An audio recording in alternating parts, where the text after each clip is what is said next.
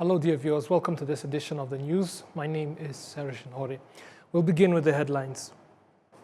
Construction work has begun at one of Kigali's busiest roads.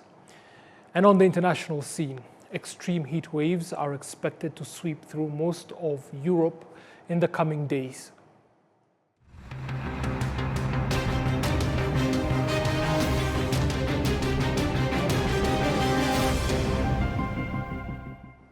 Now straight to the details. Thank you again for taking the time to join us.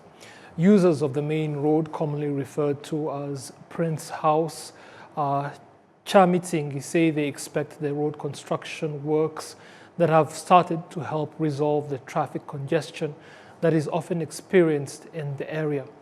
As part of the preparatory works for the road project, specialized machinery is being used to improve drainage systems that channel water from nearby buildings, as that caused disruptions to traffic whenever it rained. Bus drivers also affirm that the improvements to the road will enable them to transport passengers more efficiently. One section of the road has been temporarily closed due to the ongoing works. The spokesperson for the city of Kigali, Emma Claudine Nirenganya, has emphasized that alternative roads will continue to be used. City authorities have explained that the works being carried out on the Prince House Chamitsingi Road are focused on constructing drainage systems and reconnecting certain infrastructure such as electricity cables and internet lines, and the first phase of the works is expected to be completed within 1 week. Now, the Rwanda Basic Education Board and the Rwanda Cultural Heritage Academy have called on students to deepen their knowledge and the proper use of the Kinyarwanda language while striving to promote Rwandan culture as a foundation of the country's values. This comes as competitions on the Kinyarwanda language, culture, and heritage for secondary school students from across the country were concluded on Saturday. Now, participating students said the event helped them gain greater knowledge of Rwanda's history and the proper use of the Kinyarwanda language. The Director General of the Rwanda Cultural Heritage Academy, Ambassador Robert Masozera, has observed that research shows that students are eager to learn Kinyarwanda, although some still regard it as not very important. The Director General of REB, Dr. Nelson Barushimana, has called on parents to work closely with teachers in nurturing young people to uphold the values of the Rwandan culture. The Rwanda Cultural Heritage Academy has stressed that continuing to promote Kinyarwanda and the Rwandan culture in schools is one of the key ways of raising a generation equipped with knowledge, values, and the capacity to preserve and advance the country's heritage. Now, top officials in the Ministry of ICT and Innovation have pointed out that artificial intelligence is rapidly transforming the way people work and the types of jobs required in the labor market, making it necessary to strengthen workers' skills so that they can take advantage of the emerging opportunities. The remarks were made during the launch of an AI-powered services by Technology. As the world continues to advance rapidly in technology, particularly in the field of artificial intelligence, Technology says it is committed to helping Rwandans enhance their knowledge and capacity to use this technology in their daily lives and professional activities. Those who have already worked with the company say it has helped them to improve customer service and enhance the quality of the projects they undertake. So I started with a technical background, but I got to realize that technical support is not about solving issues, solving problems, but more of understanding the customer, talking, interacting, and through that I developed some skills. I would say clear communication, solving complex issues because we meet them, and through that to remain composed even when the issue is not prompted. So I would say where I started and where I am now. Now I'm part of Technology Train the Trainer, where through it we're getting ready, getting trained, getting skills required to be an AI trainer. which is I can say is the new trend, but it's kind of replacing what the customer service that we already know of people. So through that, we're getting ready to become AI trainers, and we've already started applying those skills through AI building, AI agents building, and so on. So I would say recommend Techknowledge because it has helped us for the past 2 years that I've been here. The senior account manager at Techknowledge, that is Yannick Manzi-Naho, says the company will collaborate with various institutions and partners to help equip young people with AI-related skills needed to enter the labor market.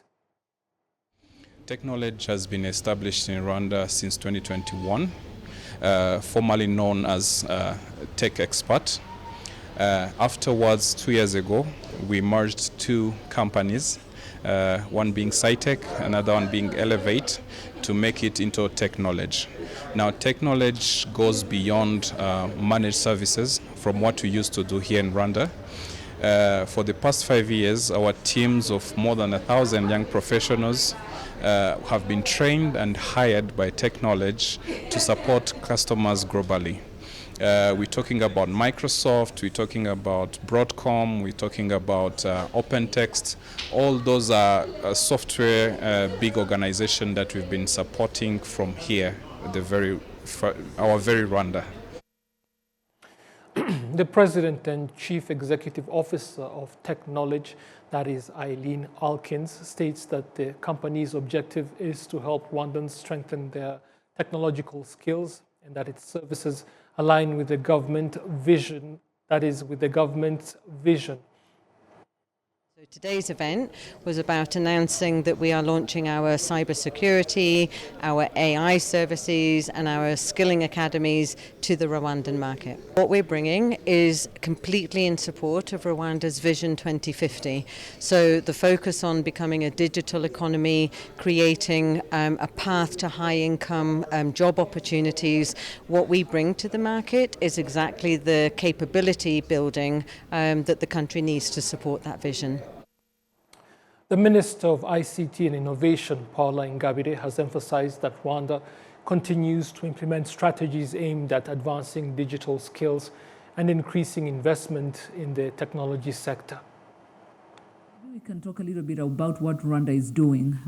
For many of you that have been following, recently in our cabinet meeting, we approved the establishment of the Rwanda AI Agency. This is going to be purpose-built to coordinate all national AI deployment, but also to govern data use and to set standards that will protect citizens while enabling innovation.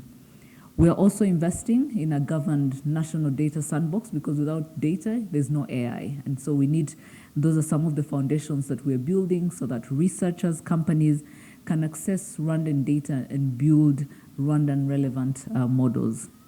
And not just to export the data, but also to anchor world-class talent here in Kigali. As artificial intelligence continues to reshape the way the world operates and competes for economic opportunities, Rwanda says it is prepared to become one of the country's leading technology-driven transformation here in Africa.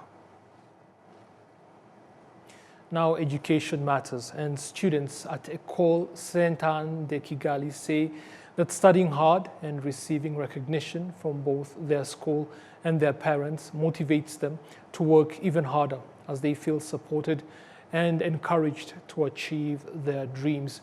This ceremony marking the end of the third term at École Sainte-Anne de Kigali was preceded by the inauguration of a chapel that will be used by the students. The students say the education they receive at the school helps them better understand what they learn and how to apply it in practice. Parents with children enrolled at the school commend the education provided there, noting that students not only learn subjects, but also gain an understanding of the origins and foundations of what they study. They say this helps children identify the fields they wish to pursue in the future, enabling parents to support them accordingly. The principal of the school, Martine Muhongaire, says that although the academic year has come to an end, the school's main focus now will be preparing students for the international examinations they take. École St. Anne de Kigali was established 3 years ago. It began with 45 students, but currently has 254 students ranging from nursery school to lower secondary level. Now, from exposing organized crime in Europe to supporting efforts to preserve the truth about the 1994 genocide against the Tutsi, Thomas Elfgren has spent decades examining how violence, extremism, and indifference can shape societies. In an exclusive interview with our Enola Gladys, he discusses the lessons he has learned from his work, the dangers of historical distortion, and why defending truth remains a responsibility that transcends borders. Take a look. A very warm welcome to another episode, another segment where we just get to explore into the lives of foreigners who found home in Rwanda. For today, he's not actually a foreigner because he already has a Rwandan nationality. Please join me as I welcome Elfregen Thomas Ramba. Welcome very much. Thank you. Yes, I'm really delighted to have Ramba. Yes. How did that name actually come? It was given to me by my family members, my children, Yes. and as we all know, it means long life. Maybe this suits me well. Oh, okay, great. Actually, Ramba is not only someone who found home in Rwanda, but he's an investigator. He retired from the National Investigation Bureau in his homeland, which is Finland. He also contributed in capturing Bazaramba François, who was a genocide perpetrator. And today he wrote a book which is called The Investigator. Welcome very much. Thank you. Yes, I would like to know, in the book we find you write that the biker gangs didn't just commit crimes. They carefully built public images, influenced media narratives, and operated almost like parallel societies. Looking back now, do you think organized crime today has become more sophisticated that many governments are prepared to handle? Throughout my 50 years in the law enforcement, it's very obvious that organized crime in all its forms has been becoming much more sophisticated. They think faster, they move faster, and they have the means and the ability to develop, always to stay one step ahead of the law enforcement and the society. On the other hand, the integration between the society, even governments, and organized crime is also a threat which is complicating the picture. Yes. What's striking in this chapter is how you move from the Nordic biker war to Rwanda and the Balkans. Even though these are very different worlds, did you begin to see common partners in how violence grows, whether in criminal gangs, extremists, politics, or genocide? Not as such as that time when I was experiencing it. In my book, I indeed talk about the Nordic biker war, which is about, or which was about, organized crime. And at the same time, there were other types of wars going on, one of them being the Balkan War and of course the genocide against the Tutsi in Rwanda. All of them, in any case, were very organized and planned. Yes.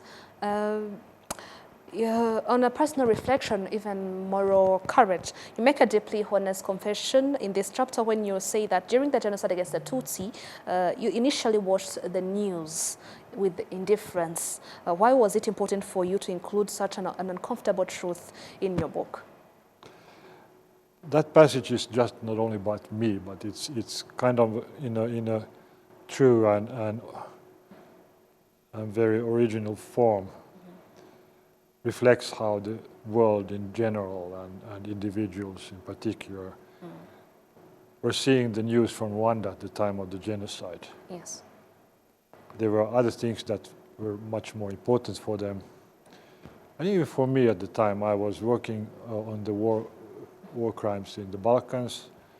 And yeah, to put it bluntly, I couldn't care less. Yes. I feel guilty about that indifference, especially because I grew up my childhood in a world and in a society where we promised to never forget the Holocaust, and yet I was ready to forget it. Yes. What message would you like to give to the international community concerning the history they know, they really know, and we still have some people who try to fight and also distort the real history?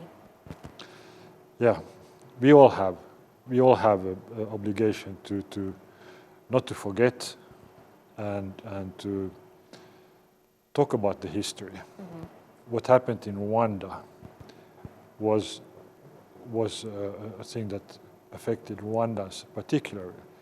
But when we talk about genocide, it's at the same time also a crime against humanity itself.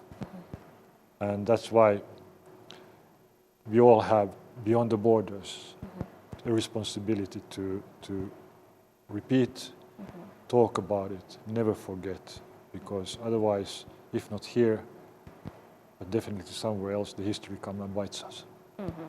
Okay, thank you so much, and to all our viewers, thank you so much. Until next time.